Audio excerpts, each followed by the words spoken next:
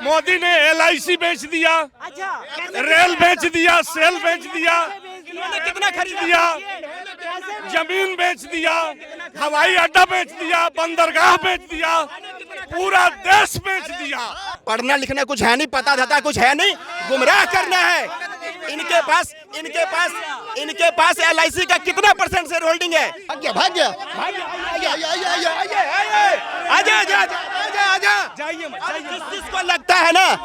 जिसको लगता है देश बिक गया हुआ पाकिस्तान चले जाए, क्योंकि देश तो बिका हुआ है, पाकिस्तान चले जाओ। एक बात मैं कहना चाहूंगा कि मोदी हमको आलू, आटा, प्याज, दाल, पेट्रोल, टमाटर के लिए नहीं चाहिए।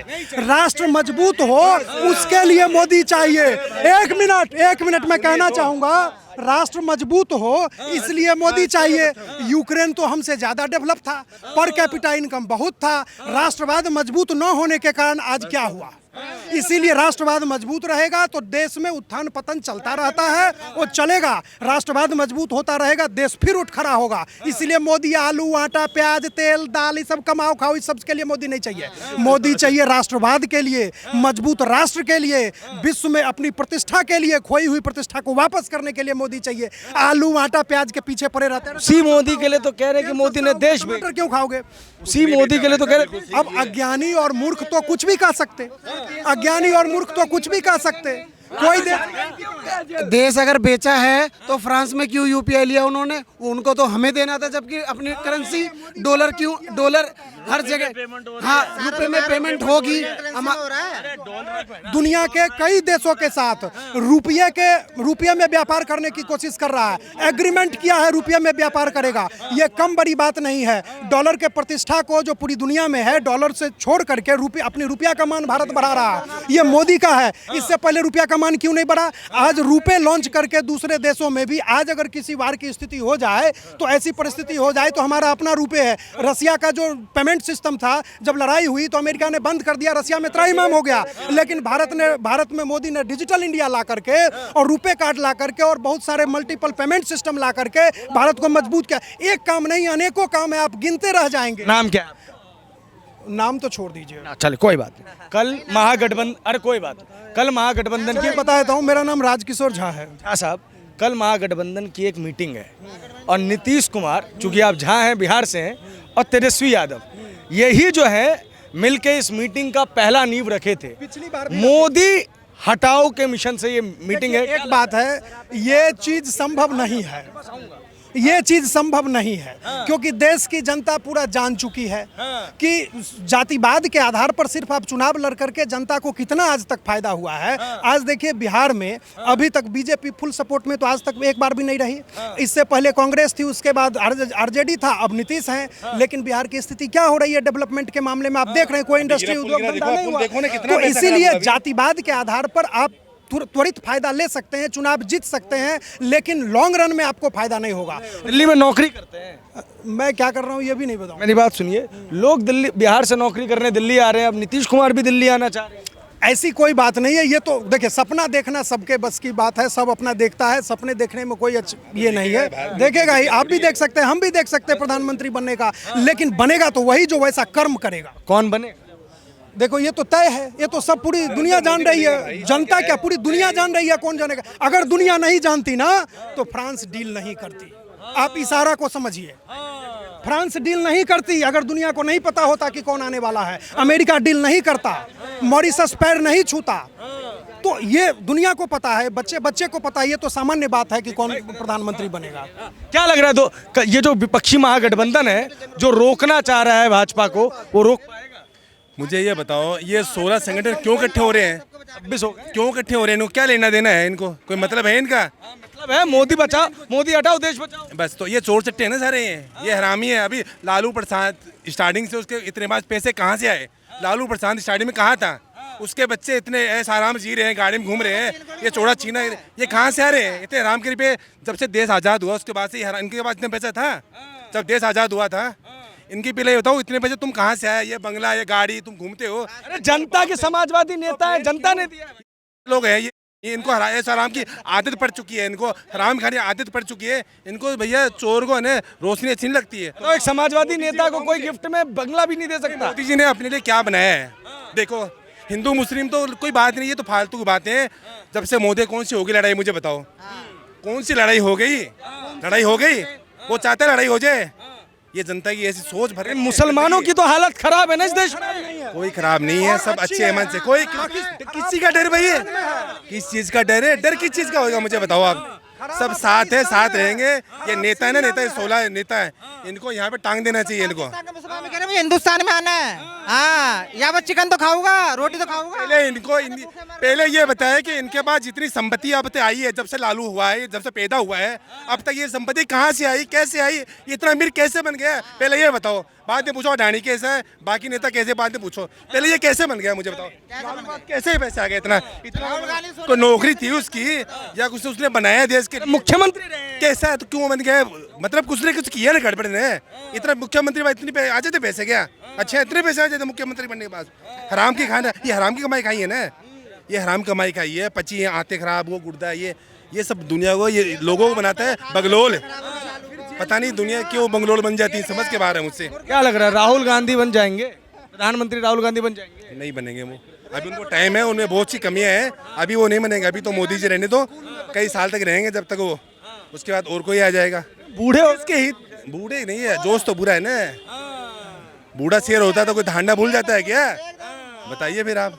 दहाड़, लेकिन कहते हैं इस हित में काम कर रहे हैं, लोगों को अच्छा पता नहीं क्यों समझ में नहीं आ रहा है। देश के लिए काम कर रहे हैं ना, अच्छा कर रहे हैं, आने वाली पीढ़ी के लिए देखना। अब आज देश के लिए जो अब ये है सीना इकट्ठा करे, कल कोई भी देश युद्ध हो जाए अपना, ये अपने लेके भागेंगे हथियार क्या? आधुनिक हथियार चाहिए, आधुनिक हथियार। आप बता सकते हो, एक minute, hello, state bank of India में कितना शेयर है मोदी का? बताओ। स्टेट बैंक ऑफ इंडिया क्या है? क्या है? नहीं पता। पीएसयू है, पता है आपको? पीएसयू है, और पीएसयू में पब्लिक, अरे पीएसयू में पब्लिक भी शेयर ले सकता है। कितना शेयर है? अरे पीएसयू में पब्लिक भी शेयर ले सकता है, आप भी ले सकते हो। से ज्यादा पब्लिक का शेयर है, 51% से ज्यादा। वही कह रहा हूँ। मोदी ने LIC बेच दिया, रेल बेच दिया, सेल बेच दिया, कितना खरीद दिया, जमीन बेच दिया, हवाई अड्डा बेच दिया, बंदरगाह बेच दिया, पूरा देश बेच दिया, और पूरा देश से भागेगा। अरे जो कहता है देश बेच दिया तो पाकिस्तान चले जाओ, ये देश तो बिका हुआ है ना, ये देश तो बिका हुआ है ना, तो पाकिस्तान चले जाओ, पाकिस्तान चले जाओ, देश अगर बिका हुआ है। देखो सुनो, ये जितने लोग हैं ना, देश का पढ़ना लिखना कुछ है नहीं, पता धता कुछ है नहीं, गुमराह करना है। इनके पास LIC का कितना % शेयर होल्डिंग है? इनके पास LIC का कितना % शेयर होल्डिंग है? सर ऐसा नहीं होता है, पीएसयू में भी मेजर शेयर होल्डिंग गवर्नमेंट का होता है। और सुनिए, अगर आज रेलवे का काया पलट हो रहा है, आज हमें अच्छी फैसिलिटी मिल रही है, तो तकलीफ क्या है? हमें अच्छी फैसिलिटी चाहिए। हाईवे बन रहे हैं, अपना देश 4-5 नंबर पे आ गया है, इतना तरक्की हो रहा है देश में, कितना काम हो रहा है। हम तो ऑटो चलाते हैं। अरे तो एक बात बताइए, चंद्रयान जाने से आपको क्या फायदा? हमें क्या फायदा? देश तरक्की कर रहा है, क्यों हमारे को फायदा नहीं होगा? और क्या, इतने देश, अमेरिका मदद कर रहा है और बड़े देश मदद कर रहे हैं। बोले देश बेच दिया, ऑटो कहाँ चला रहे? देश में चला रहे, कौन बोला? देश तो बेच दिया। खरीदा किसने है? कितने खरीदा है ना भैया? मोदी है तो मुमकिन है। हाँ, जो बोल रहा है ना देश बेच दिया, जिसके बाप के अंदर दम है ना, वो आके ट्रेन का एक टायर खरीद ले, मैं मान जाऊंगा कि मोदी जी ने देश। अडानी के पास ताकत है, वो खरीद रहे हैं। अगर हमें कोई जॉब देता है ना, तो नेशनल हेराल्ड नहीं देता, हमें अडानी अंबानी जैसे फर्म ही जॉब देते हैं, हम उन्हीं के अंदर जॉब करते हैं। और जहां तक बात रही नरेंद्र मोदी की ना सर, तो वो संभावना नहीं है, वो संकल्प है, जिसके अंदर हिम्मत है ना, रोक के देख ले हमें। हाँ, 1 मिनट टाइम ये है, मोदी जी ने अडानी, अंबानी, अमूल जैसे उद्योगपतियों को सहारा दिया। अमूल उद्योग है? हाँ, अमूल इसके अलावा जनता तय करेगी। यार छोड़ो, मोदी ने अपने भाइयों के लिए कुछ नहीं करा। तो 1 मिनट दे दो मेरे को, 1 मिनट रुक जा।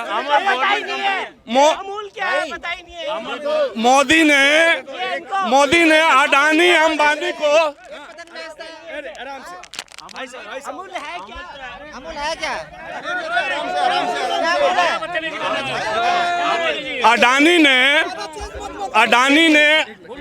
मोदी ने अडानी और अंबानी को अथाह 11 लाख करोड़ का कर्जा माफ किया। ये वोट मोदी जी वोट उद्योगपतियों से लेंगे और दूसरे नेताओं ने जनता का साथ दिया, जनता वोट विपक्ष को देगी। बस इतना ही। पहली बात सुन के जाओ, पहली बात जिसको लगता है, एक मिनट सुनो, भाग गया